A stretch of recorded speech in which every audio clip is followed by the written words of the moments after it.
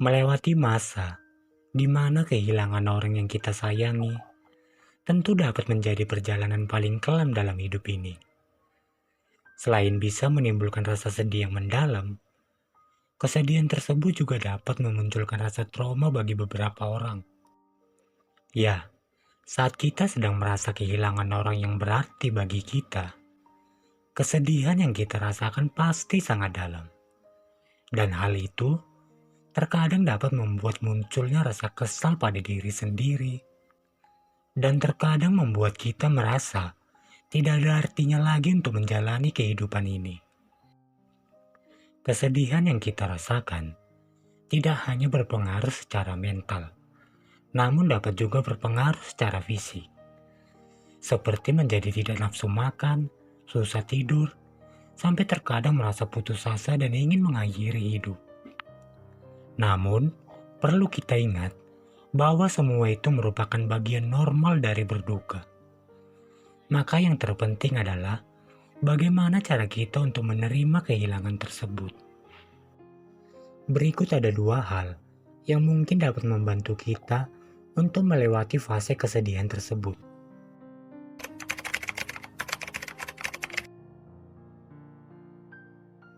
Ketika seseorang yang kita sayangi pergi untuk selama-lamanya, maka akan muncul rasa sakit yang membutuhkan waktu dalam proses penyembuhannya. Ingatlah, di saat itu menimpa diri kita, itu bukan saatnya untuk menyalahkan keadaan. Tapi lebih baik kita berusaha untuk menerima kalau sosok yang kita sayangi memang sudah waktunya berpulang lebih dahulu. Ya, walaupun menyakitkan, tapi menerima kenyataan bisa menjadi cara paling efektif untuk menyembuhkan kesedihan. Karena cepat atau lambat, kita memang diharuskan untuk mampu menerimanya. Selain itu, dalam proses menerima kenyataan, jangan tutupi kesedihanmu dan berusaha menanggung semua kepedihan ini seorang diri. Karena seringkali, ketika kita berusaha untuk mengungkapkan rasa sedih itu ke orang yang tepat, maka akan meringankan beban kepedihan di hati.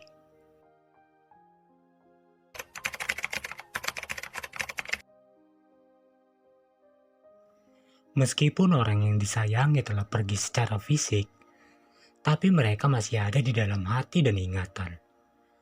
Saat merasa rindu, cobalah untuk mengenang memorinya dengan mengingat hal yang pernah dilakukan bersama, mendatangi tempat yang punya kenangan.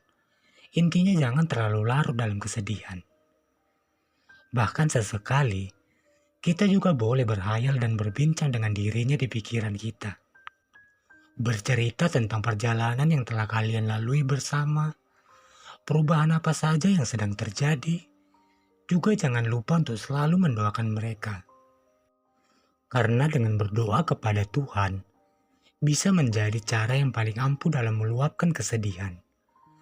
Memohon agar diberi bantuan kekuatan, kesabaran, dan petunjuk untuk dapat terus melanjutkan hidup di masa berat yang sedang berusaha kamu lewati.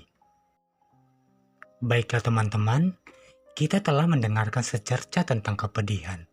Dan seperti biasa, kali ini saya akan membagikan sebuah kisah inspirasi tentang bagaimana seseorang berusaha melewati kepedihannya yang ditinggal keluarganya untuk selama-lamanya.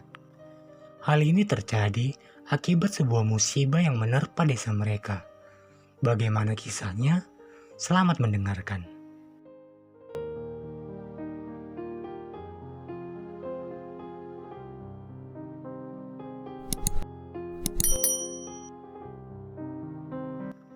Di sebuah desa kecil, hiduplah seorang pemuda bernama Andi. Andi dikenal sebagai seorang pemuda yang ceria dan penuh semangat dalam menjalani kehidupannya sehari-hari. Di dalam kesehariannya, Andi bekerja dan bertanggung jawab untuk mengurus peternakan milik keluarganya. Namun, suatu hari, ia mengalami tragedi yang sangat menghancurkan hatinya. Ya, ayah dan ibunya yang sangat ia cintai dan hormati meninggal dunia akibat sebuah bencana yang menimpa desa mereka. Akibat kehilangan tersebut, membuat Andi merasa terpuruk dalam kesedihan yang sangat mendalam. Hari-hari Andi pun dipenuhi dengan air mata dan rasa kehilangan serta penyesalan yang sangat mendalam, yang membuat ia berpikir mengapa dirinya tidak ikut meninggal bersama ayah dan ibunya dalam bencana tersebut. Andi merasa dunia menjadi gelap dan tak ada lagi yang mampu membuatnya bahagia. Meskipun sahabat-sahabatnya selalu berusaha mencoba untuk menghiburnya, tetapi tetap saja Andi tetap tenggelam dalam kesedihannya. Ia merasa hidupnya kehilangan arah dan tujuan. Suatu hari, seorang tetua bijak datang ke desa Andi. Mendengar tentang kesedihan Andi, sang tetua bijak itu memutuskan untuk pergi mengunjunginya. Lalu ia membawa sebuah keranjang yang berisi tanah yang subur dan berbagai macam biji tanaman. Lalu Pak Tua itu duduk di samping Andi dan berkata, "Nak, aku mendengar tentang kesedihanmu dari sahabat-sahabatmu, dan aku datang kemari ingin memberikanmu sesuatu yang mungkin bisa membantu." Andi memandang Pak Tua itu dengan mata yang masih basah oleh air mata. "Apa itu Pak Tua?" tanyanya dengan suara yang lemah. Pak Tua itu lalu tersenyum sambil membuka keranjangnya lalu berkata, "Di dalam keranjang ini terdapat tanah yang subur dan beberapa biji dari berbagai tanaman. Setiap biji memiliki potensi untuk tumbuh menjadi sesuatu yang indah dan bermanfaat. Namun, mereka butuh waktu, perawatan, dan kesabaran untuk tumbuh."